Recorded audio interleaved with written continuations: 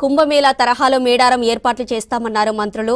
3 కోట్ల మంది భక్తులు వచ్చే అవకాశం ఉండడంతో ఎలాంటి ఇబ్బందులు లేకుండా ఏర్పాట్లు చేస్తున్నామన్నారు. ఇటు మేడారంలో పనులు శరవేగంగా కొనసాగుతున్నాయి. మహాజాతరకు వారం ముందే పనులన్నీ పూర్తి చేస్తామని అధికారులు చెప్పారు.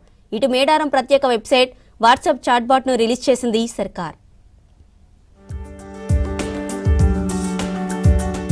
మేడారంలో యుద్ధ ప్రాతిపదికన పనులు కొనసాగుతున్నాయి.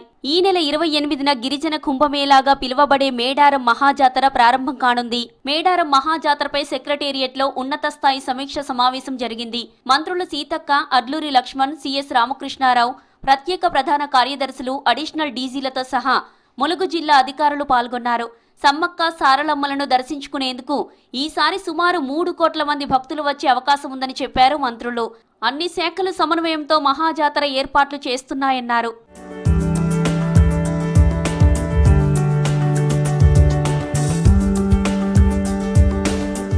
కుంభమేళా స్థాయిలో సమ్మక్క సారలమ్మ జాతరకు ఏర్పాట్లు జరుగుతున్నట్లు తెలిపారు మంత్రులు.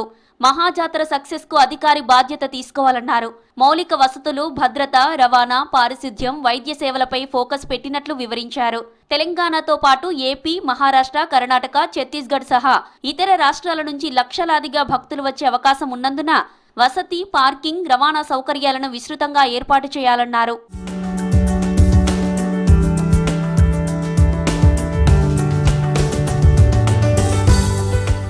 మేడారం జాతరకు సంబంధించిన వెబ్సైట్తో పాటు వాట్సాప్ చాట్బాట్ను రిలీజ్ చేసింది సర్కార్.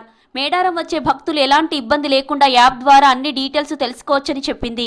వెబ్సైట్లో రూట్ మ్యాప్తో పాటు ట్రాఫిక్కు సంబంధించిన డీటెయిల్స్ను ప్రతి నిమిషం అప్డేట్స్ ఇవ్వనున్నారు.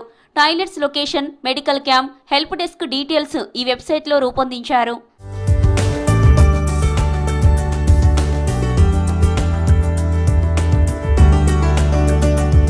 మేడారం మహాజాతర ముందే సమ్మక్క సారలమ్మ గద్దెలను దర్శించుకుంటున్నారు భక్తులు.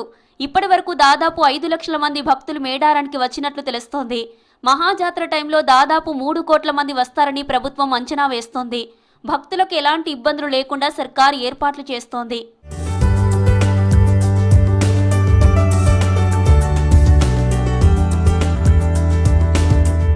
18న మేడారానికి వెళ్లనున్నారు సీఎం రేవంత్ రెడ్డి. అభివృద్ధి పనులను పరిశీలించనున్నారు. మరుసటి రోజు వనదేవతలను దర్శించుకోనున్నారు. ఆ తర్వాత అక్కడే కేబినెట్ సమావేశం నిర్వహించి కీలక నిర్ణయాలు తీసుకోనున్నారు.